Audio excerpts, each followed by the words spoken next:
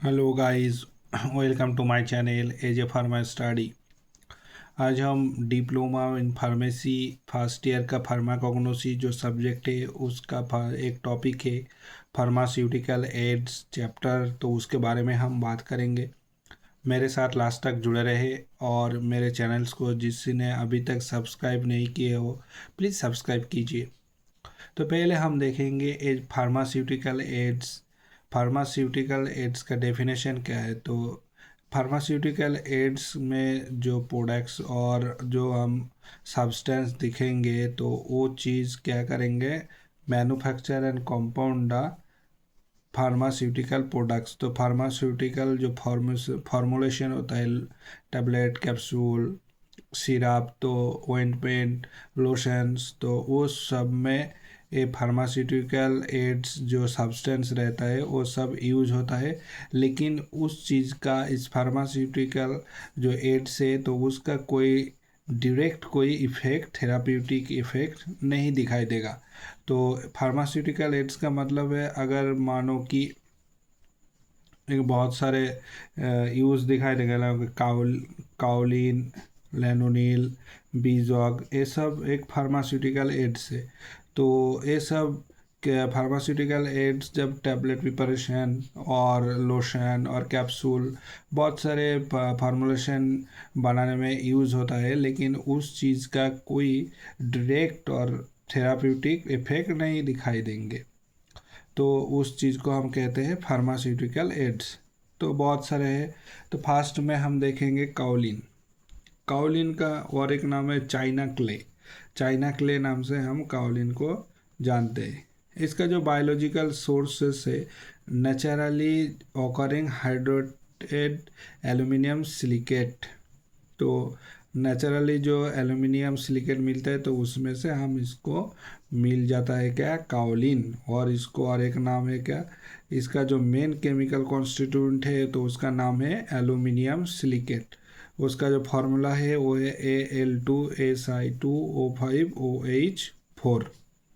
अब हम देखेंगे इसका यूजेस, काउलिन किस किस में यूज होता है। तो पहले एब्जॉर्बेंट के रूप में यूज होता है, और क्या डायरिया ट्रीटमेंट में के लिए यूज होता है, as a base for topical purpose. तो टॉपिकल जो फॉर्मुलेशन होता है तो उस टॉपिकल प्रोडक्ट्स के लिए एज ए बेस यूज होता है के काउलिन। तो ये सब है काउलिन का यूजेस।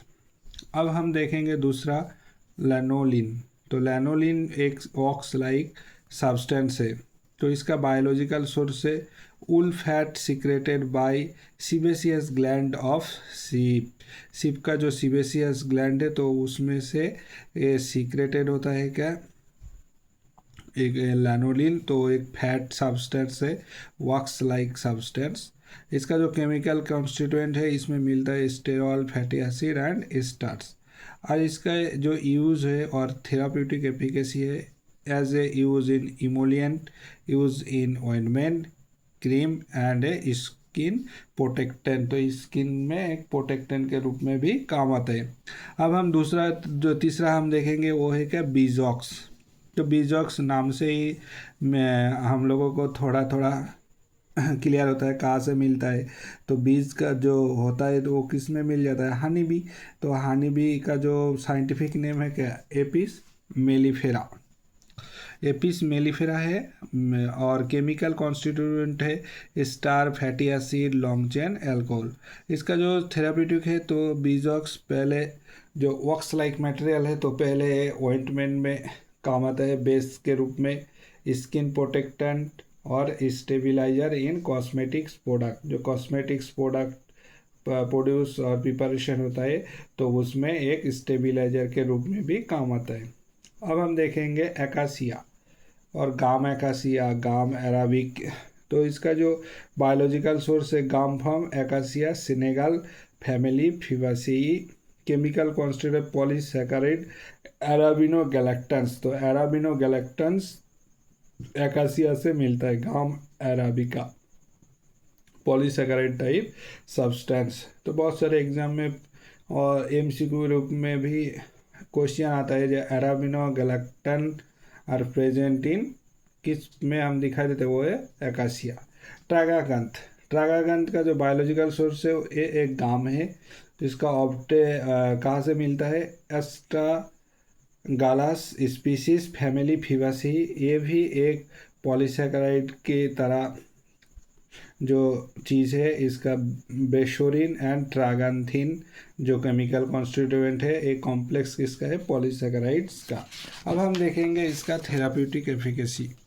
तो इमल्सिफायर एजेंट के रूप में काम करता है और suspending agent in pharmaceutical formulation.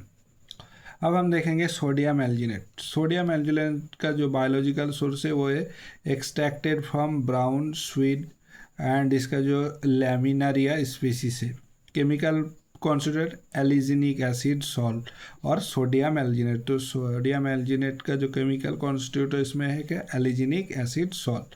इसका यूज है stabiliser, thickening agent and use in antacid gels and controlled release drug. तो वो जो control release drug delivery system है तो उसमें वे यूज़ होता है। अब हम देखेंगे आगर। आगर का बायोलॉजिकल सोर्स है dried gelatinous substance from red algae gelidium gracilaria. Chemical constituent है एगारोज और एगारोपेक्टिन।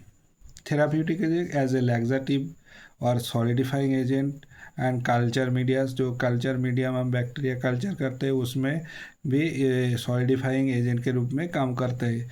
Suspending agent in pharmaceutical products. अब हम देखेंगे guar gum.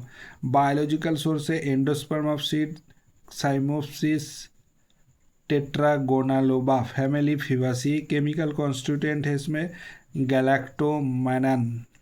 Therapeutic as efficacy thickener binder as a dietary fibre और बहुत सारे फार्मास्यूटिकल एड्स में काम आते हैं। Gelatin, gelatin hydrolyse collagen from animal bones and skin. Chemical constituent polypeptide glycine and proline. बहुत सारे फार्मास्यूटिकल जो और फूड में जो सब बहुत और ऑइंटमेंट प्रिपरेशन में काम आता है क्या? जिलाटिन। तो आज के लिए इतना ही फार्मास्यूटिकल एड्स और इसके डिटेल्स में हम बात किए। अगर मेरे चैनल्स को और मेरे पढ़ाई को आप लोगों को अच्छा लगे तो सब्सक्राइब करने में मत भूलिए और अपने दोस्तों के साथ शेयर भी कीजिए। Thank you.